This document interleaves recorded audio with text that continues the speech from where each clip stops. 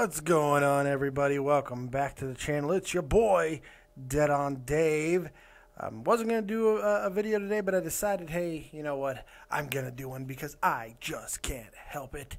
I love recording.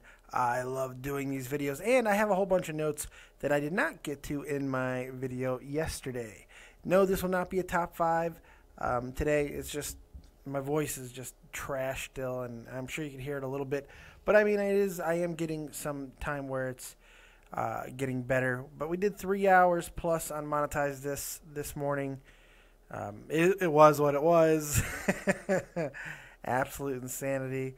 But you know, that's what it is sometimes, and that's okay.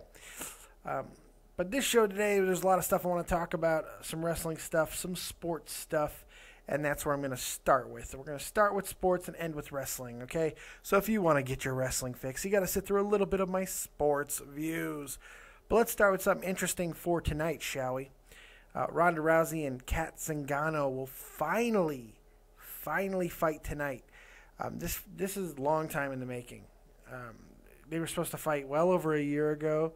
Zingano got hurt, blew out her knee or something. And Rousey, this will be, what, her fifth title defense. You know, so it's an interesting fight. A lot of people tend to believe that this is her hardest opponent yet. This is their toughest opponent yet.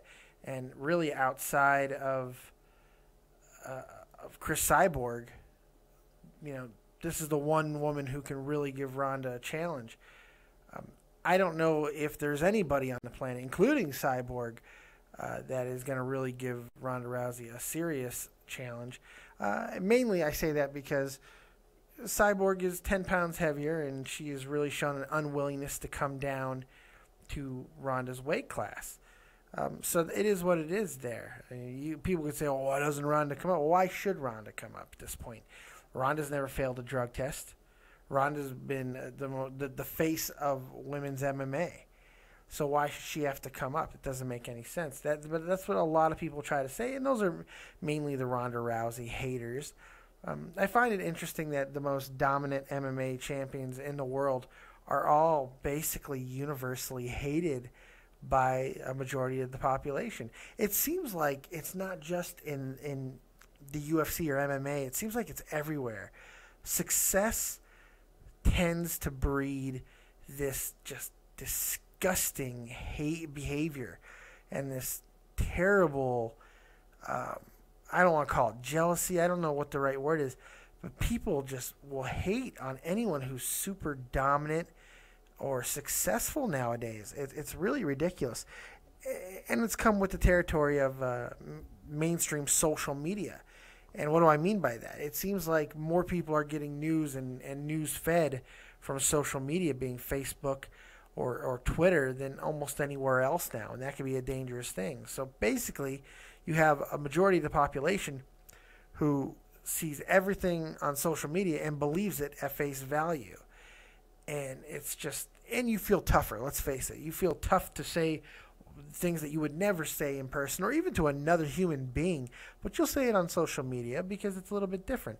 And that's what it's really come down to with a lot of these champions right now, whether it be in boxing, any mainstream sports, but it really in the UFC, because the UFC is the top dog and their top fighters, like when GSP was still fighting, John Jones, Ronda Rousey, just the hatred there. And even Anderson Silva, before he popped out on all the drug stuff, when Anderson Silva was just wrecking people were just hating on the guy for no reason. It's crazy.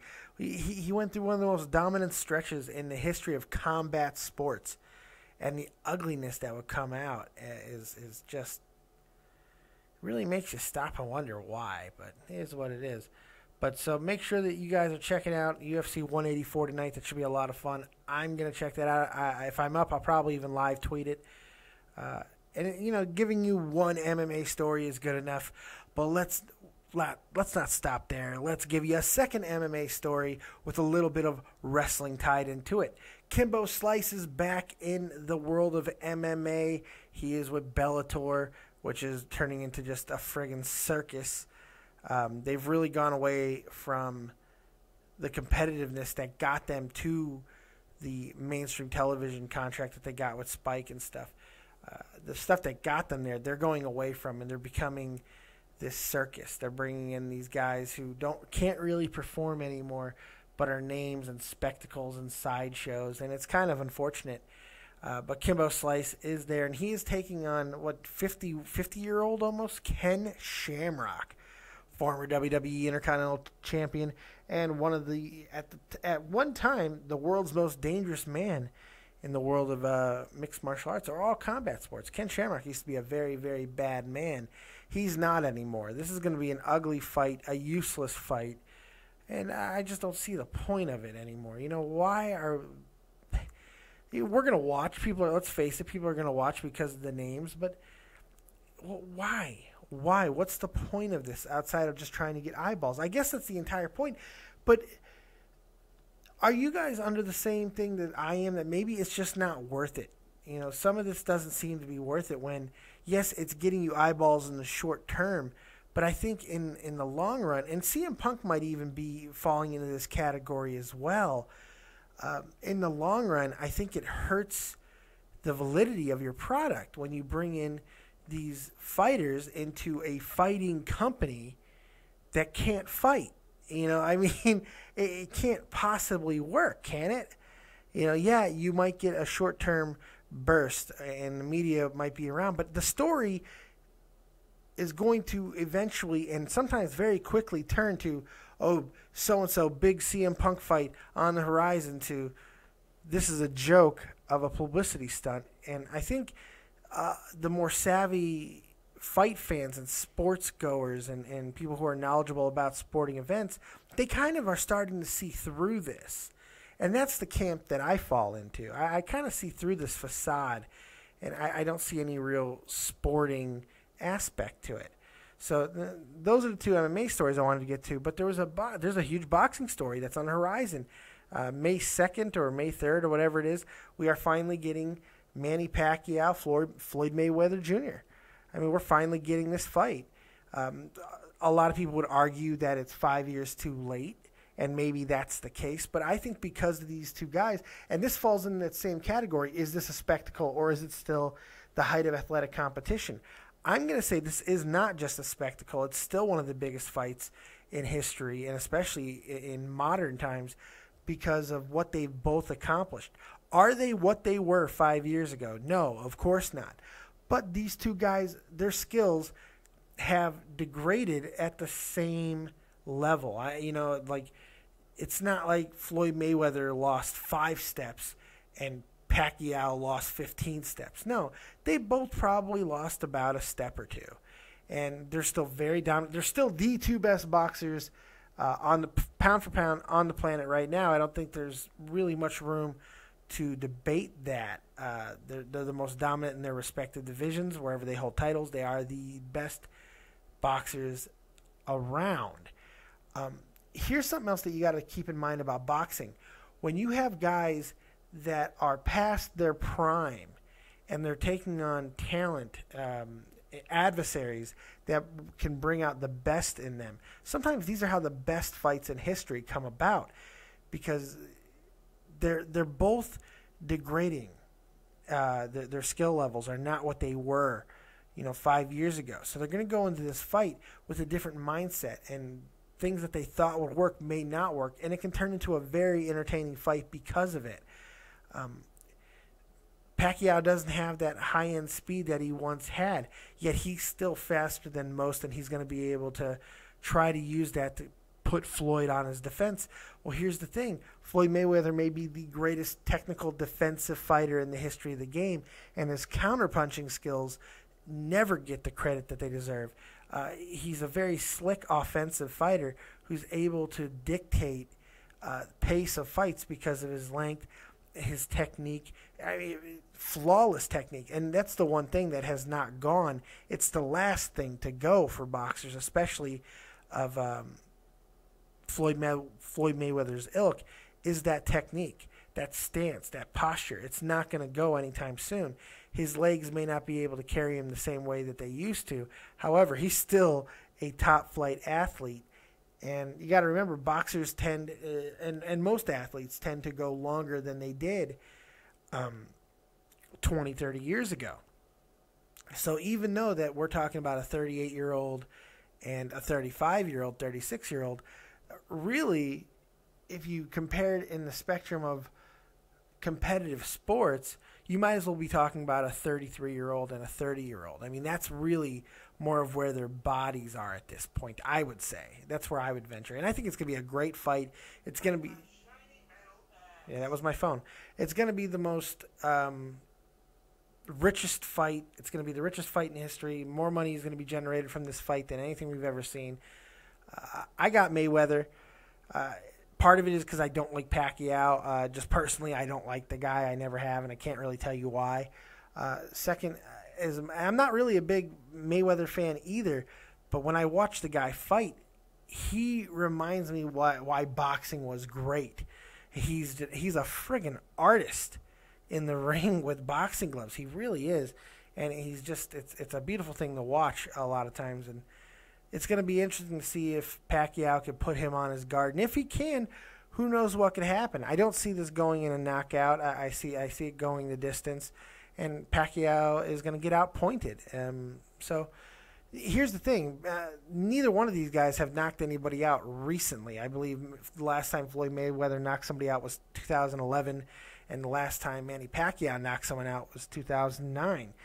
In fact, since the last time both of these guys have knocked anyone out, Pacquiao himself has been knocked out. So it's, it's a very weird thing to look at. They have a few common fights, but the one that stands out is the Marquez fights that the two have had. It seems like Pacquiao's fought Marquez about 57 times, and now he's lost. Mayweather handled Marquez pretty damn well. So it's just like who you got in this fight. If I'm going to put money on it, it's going to be Mayweather. Mayweather seems to be the safer bet. But this is not a lock by any stretch, and it should be very interesting. And I'm going to get into it more the closer we get to the fight. So what do you guys think about the UFC, the big UFC event tonight, as well as the Shamrock Kimbo Slice fight? And what about this Mayweather-Pacquiao fight? Is it something you guys want to see? All right, moving on to some Chicago sports, which is important to me.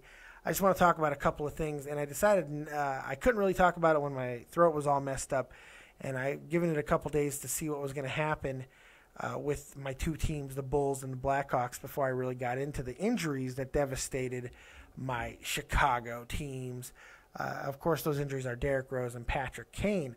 Now, one has seemed to be less severe than the other, and that other has turned out to be more severe than we originally thought. And let's start with Derrick Rose, because that seems the more simple thing to get into. The Bulls have not had a fantastic year. They've had a good year.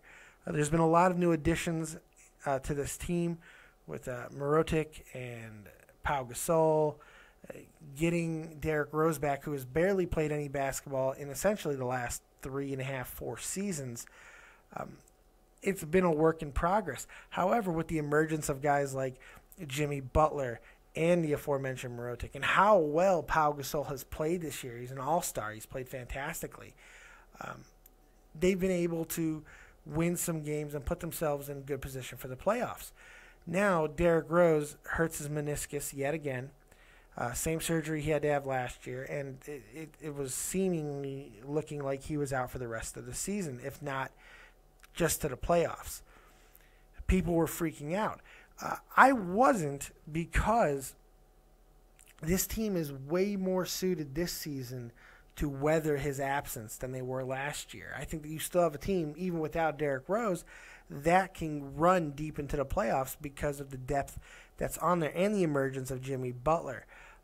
Without Derrick Rose on the floor and Kirk Heinrich, the backup point guard, running the team, you're going to have more open shots, I feel, because Kirk Heinrich is not a guy who's going to take 20 shots a game.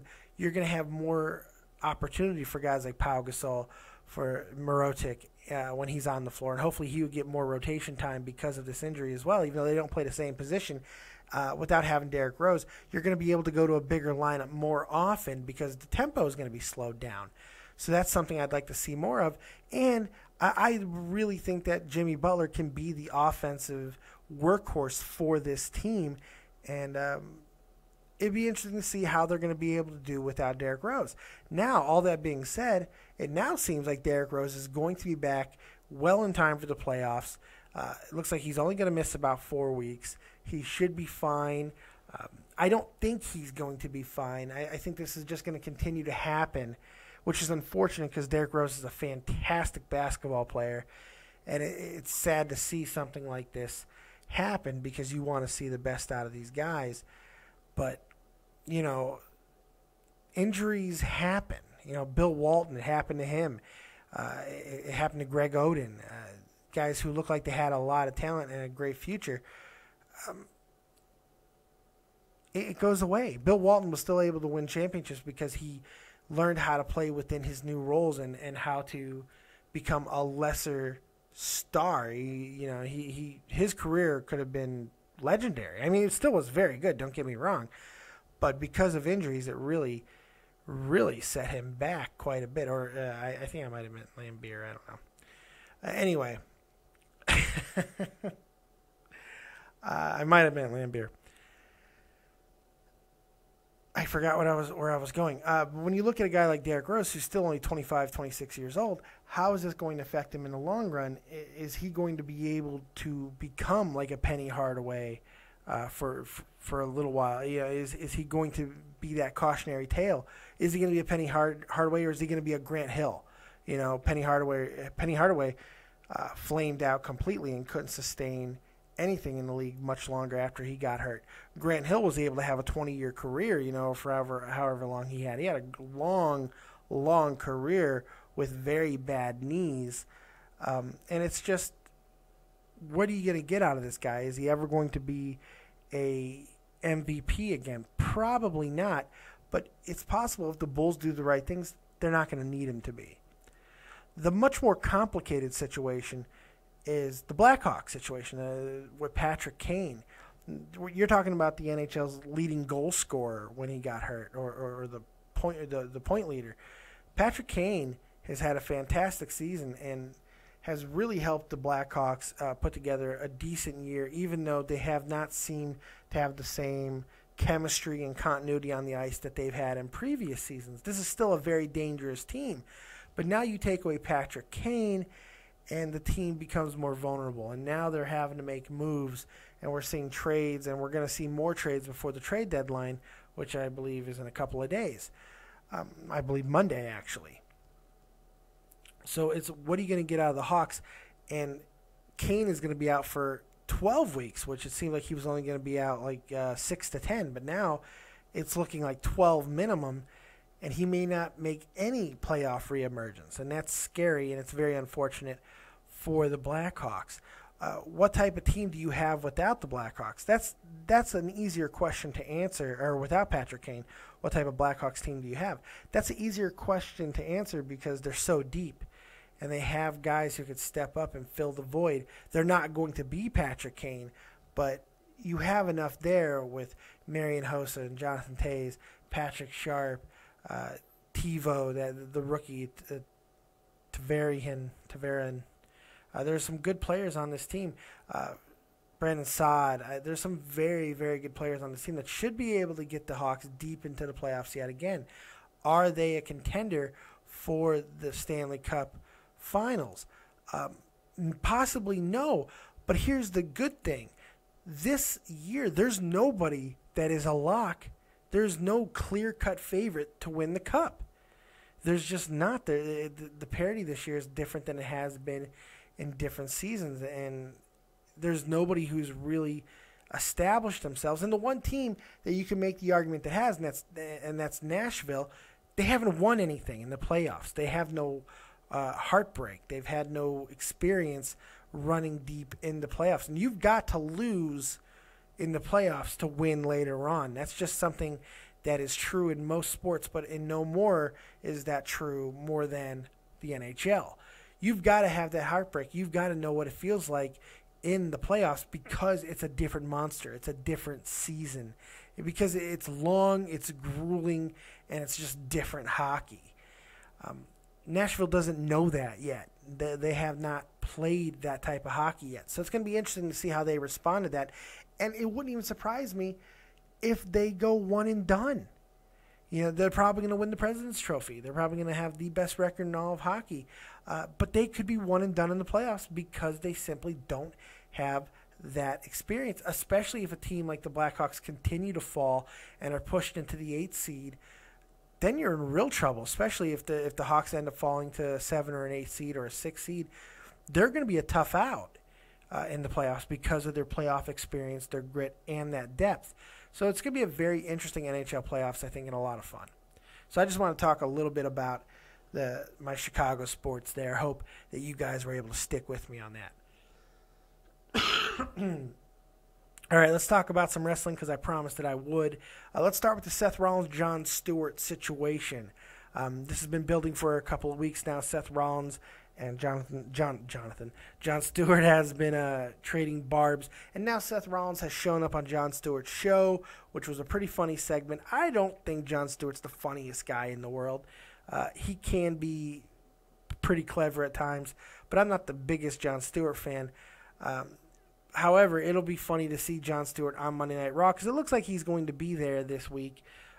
What is this? Are they going? Is this just a Monday Night Raw situation, or is this something that's going to play into Seth Rollins' WrestleMania plans? Is Jon Stewart going to be doing something crazy like a guest referee spot? Probably not a referee spot, but maybe something like a timekeeper or maybe even a ring announcer for that match that I'm assuming is still going to be against Randy Orton. They're teasing it pretty heavily right now. I'm not sure exactly what they're doing with it, and I'm not even sure they know at this point. So what is this just a publicity stunt by the WWE to get Seth Rollins on some mainstream media and some attention and get them some attention, or is this something that's going to be a deeper storyline, something akin to like the Chris Jericho, Mickey Rourke thing? What do you guys think about that? And is this any at all entertaining to you? I think that's the bigger question. Finally, for so many people out there, Rey Mysterio has been freed by the WWE. Oh, Rey Mysterio's free Rey. Okay, look.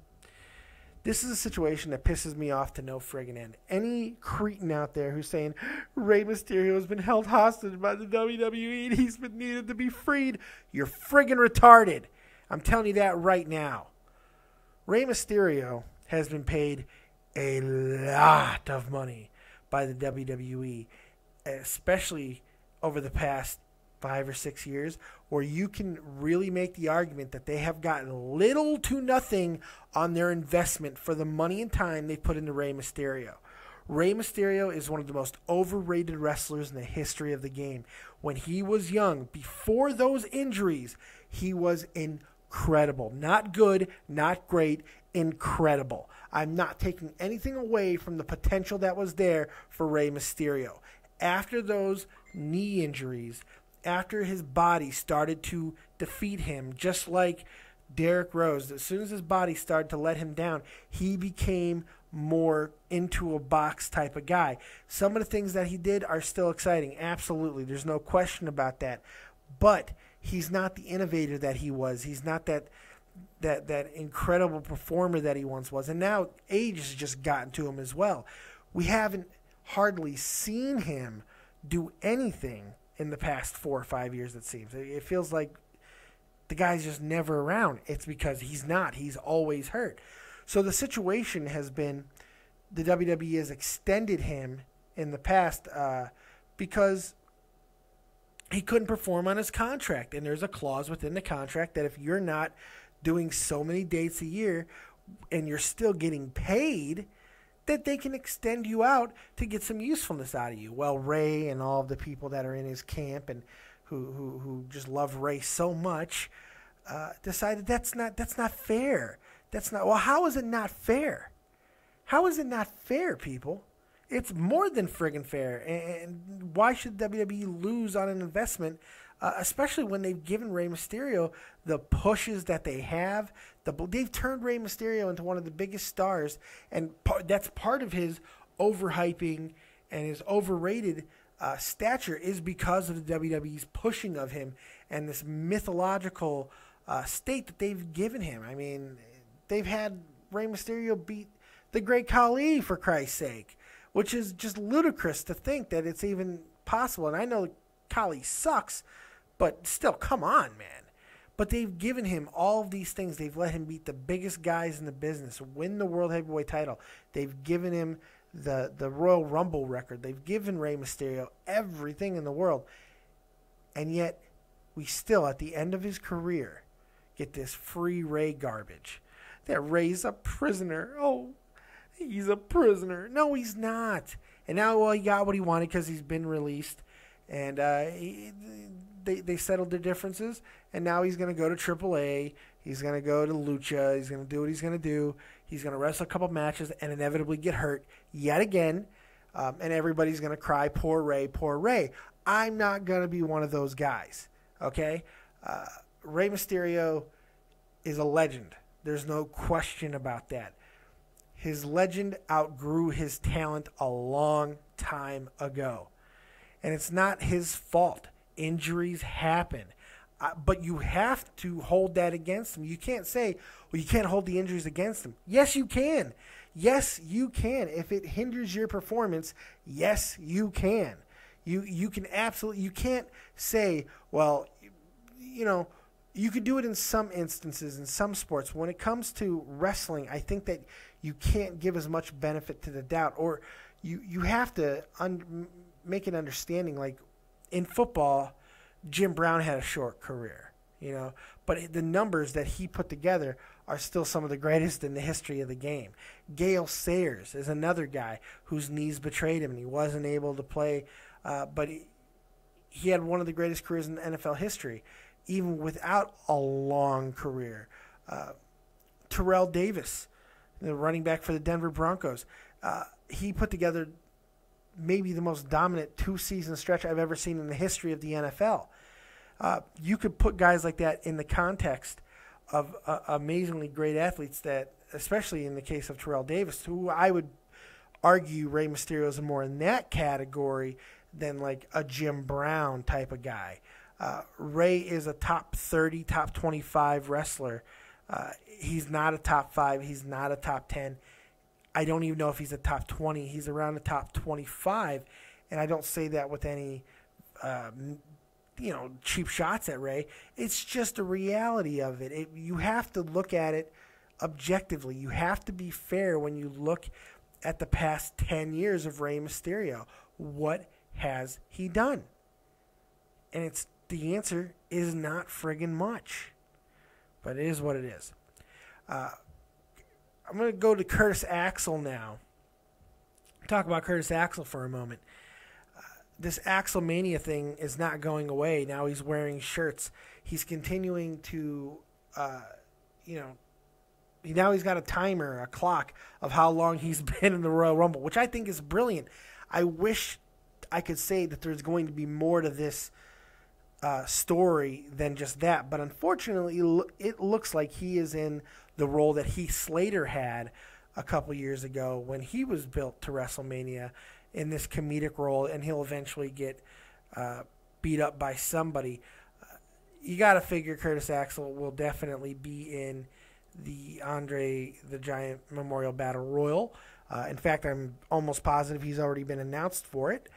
So, how are they going to work that into it? Can Axel win this event? I think that might be where it's going. Could all of this stuff that he's doing possibly have led the WWE to give him one more chance with a big push? It's very possible. Maybe this is not a Heath Slater situation. Maybe this is a legitimate push for him that's going to come from this. It's quite possible. What do you think about that? Put it in the comment section below. And does he deserve it, and do you want to see it? Do you want to see Curtis Axel win this year's Andre the Giant Memorial Battle Royal? And it's not a bad year for him to win it, because there's going to be a lot of guys who are not going to be involved, because there's going to be multiple guys in the Intercontinental title ladder match. You got Cesaro, who would be the perennial favorite to win it, probably going to be defending his tag titles and probably will not be in that match. So a guy like Curtis Axel has got a really good chance to win this thing. I think Ryback's another guy who probably can win that match, but I'm sure him and Rowan will be in some type of situation with Big Show and Kane. Unfortunately, I'm seeing something like that, but we'll see what happens. Or all four of those guys could be in the Andre the Giant Battle Royal. It'll be interesting to see what they do. What do you think of this situation? And is it something that you want to see? Finally, we're going to finish with The Undertaker. The Undertaker, I don't think there's any debate on it anymore. Bray Wyatt has officially called him out. The Undertaker, now there are photos and I guess even videos of him training. He looks to be in good shape. This looks like I may have been wrong here when it came to the build and the actual match. The Undertaker looks like he, at this point at least, is taking this match more seriously than he has matches in the last couple of years. And maybe it's because he's in better health than he was, say, last year for Brock Lesnar. I think it also has to help Taker to know that he is not going to have to take on a guy like Brock Lesnar. That Bray Wyatt is kind of knows the WWE's current style a little bit better and should be able to help The Undertaker get through this match a little bit more easily. I think that's a good possibility. I'm kind of changing my tune on this because I thought it was pointless. But the way the build is and the fact that The Undertaker is probably going to be left off camera, off TV until WrestleMania, I kind of like that. I kind of like where they're going with this because you don't need to have his physical presence there. So I'm kind of changing my tune here to where I think this could be a bigger match than I originally thought. You know, I would like to see more out of The Undertaker than just a yearly appearance because I think it would help if he's going to continue after this match. I think he still has one more match. I think next year he will be at WrestleMania. It'll be his retirement match. It's in Texas. It just makes sense. But if that's the case, can he really lose this match to Bray Wyatt? And even to make the argument even a little bit more sticky is, can they really sacrifice Bray Wyatt to another major WWE star at WrestleMania for the second consecutive year? Because they did it with John Cena last year. So really, what type of situation are they in for this match? It almost seems like it's a lose-lose situation because you're either sacrificing the push and the build of Bray Wyatt or you're sacrificing the interest in in The Undertaker's match for next year. So where do you go with this? It's a very tough situation. And do you go with a gimmick? Do you do a casket match? Do you do something like that kind of helps either guy with a win or a loss? It's a tough call. It's a tough call. But as far as the match goes and the importance of it, I'm starting to see it a little bit more, and I think it'll be a much more fun match than I originally thought. All right, my voice is giving out on me, guys, so I'm going to go ahead and wrap it up here. I appreciate you guys checking me out yet again. Let me know what you guys think in the comment section below. Like, subscribe, and share. Make sure you get your Dead on Dave merchandise over on deadondave.spreadshirt.com. Make sure you also check out everything that I'm throwing up there on SoundCloud now. SoundCloud, just type in Dead on Dave. SoundCloud.com/Dead on Dave. There you go. Hit me up on SoundCloud. So, lots of cool stuff there. Keep your Skypes on, kids, because you never know when I'm going to be calling you for 5 random questions or a new segment that I have in mind that I think I'm going to be doing. It's called What You Got. I'm going to call you, and I'm just going to say, what you got. You got 5 minutes to talk about whatever your heart desires. So, and then I'm going to lump that into one weekly show where we just play all of these 5-minute segments together, and I think it could be gold. Tell me what you guys think of that. I want to get your feedback on that one as well. All right, thanks for joining me, guys. We will see you next time right here on Dead on Dave Productions. Peace. Peace.